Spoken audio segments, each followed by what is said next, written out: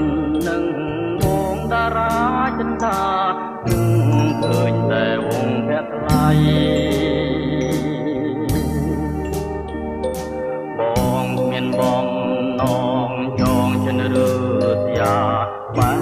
ចិនចោលស្រីបងមានបំណងចងចិនឬស្យា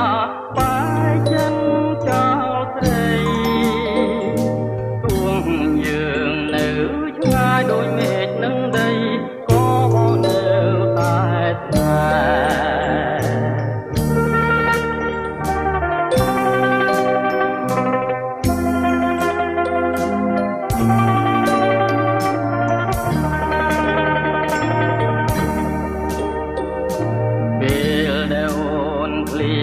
ចាំណែ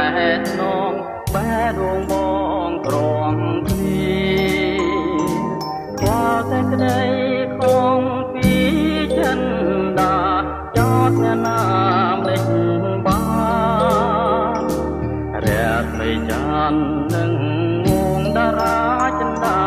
ឃើញតែវងភក្ត្រថ្លៃបងមានបំណងចងចិនឬស្យាបែចិនចោលស្រី